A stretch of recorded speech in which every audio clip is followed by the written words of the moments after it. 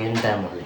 അപ്പോ ഇന്നത്തെ പ്രധാന കലാപരിപാടിയിലോട്ട് കടക്കാം. എന്റെ അളിയൻ അവസാനം അടുക്കളയിൽ കയറിയിരിക്കുകയാണ് ഗായ്സ്. പിന്നെ ഇത് പുള്ളിക്ക് ജിമ്മിൽ കുറച്ചു ദിവസമായിട്ട് പോകാൻ പറ്റാത്തതുകൊണ്ട് ഫുൾ ബോഡി വർക്കൗട്ട് ചെയ്യുന്ന പോലെയാണ് മിക്സിംഗ് വരെ ചെയ്തുകൊണ്ടിരുന്നത്. അങ്ങനെ ഒരുപാട് വേഷം കെട്ടുകളും കഥാപ്രസംഗത്തിനു ശേഷം ഞങ്ങൾ ഇന്നിവിടെ ഉണ്ടാക്കാൻ ഉദ്ദേശിച്ചിരുന്നത് നല്ല അടിപൊളി ഗോബി മഞ്ചൂരിയനും അതുമായിട്ട് പ്രത്യേകിച്ച് ഒരു ബാച്ചും ഇല്ലാത്ത ആലു പറാത്തയുമാണ്. പുള്ളി ഉച്ചയ്ക്ക് തൊട്ടേ റൂമിലിരുന്ന് റെസിപ്പിയൊക്കെ പഠിച്ചിട്ടാണ് വന്നത്. ഇടയ്ക്ക് യൂട്യൂബ് റെഫർ ചെയ്യലൊന്നുമില്ല. പുള്ളി പറയുന്ന പോലെ നമ്മൾ ചെയ്യുക, അതായിരുന്നു ഞങ്ങളുടെ മെയിൻ പരിപാടി. പിന്നെ ഈ പറഞ്ഞ ഷെഫ് എങ്ങനെയാ വെച്ചാൽ ഭയങ്കര സ്ട്രിക്റ്റ് ആണ്. പുള്ളി പറഞ്ഞതിൽ നിന്ന് എന്തെങ്കിലും അങ്ങോട്ടോ ഇങ്ങോട്ടോ മാറിയ അപ്പൊ തുടങ്ങും ബഹളം, അതും മുറി ഇംഗ്ലീഷിൽ. എക്സ്പ്രഷൻ ഒക്കെ കണ്ടു കഴിഞ്ഞാൽ സായിപ്പിനെ വെട്ടിക്കുമെന്ന് തോന്നും, പക്ഷെ ഭയങ്കര കോമഡിയാണ് കേട്ടോ. എന്നാ ചിരിക്കാൻ പറ്റുമോ? പറ്റില്ല, അപ്പൊ തന്നെ ആള് പടങ്ങി പോകും. സംഭവം അളിയൻ വല്ലപ്പോഴും മാത്രം അടുക്കളയിൽ കയറുള്ളൂ എന്നുണ്ടെങ്കിലും കയറി കഴിഞ്ഞാൽ നല്ല അടിപൊളി ഫുഡാണ് കേട്ടോ ഉണ്ടാക്കുക. ഞങ്ങൾക്ക് മുന്നേ ആണെങ്കിലും ഇതുപോലെ ഇടയ്ക്ക് ഓരോ റെസിപ്പീസ് ഒക്കെ ഉണ്ടാക്കി കൊണ്ട് തരാറുണ്ടായിരുന്നു. നല്ല കിടിലൻ ടേസ്റ്റ് ആയിരുന്നു, പറയാതിരിക്കാൻ പറ്റില്ല. നല്ല റെസ്റ്റോറന്റ് സ്റ്റൈല് സംഭവം, കറക്റ്റ് സ്പൈസ് ലെവൽ, നല്ല അടിപൊളി കിടുക്കൻ ടേസ്റ്റ്. അങ്ങനെ കറി റെഡിയാക്കിയ ശേഷം നമ്മൾ ആലു പൊറോട്ടയുടെ പരിപാടിയിലോട്ട് കടന്നിട്ടുണ്ട്.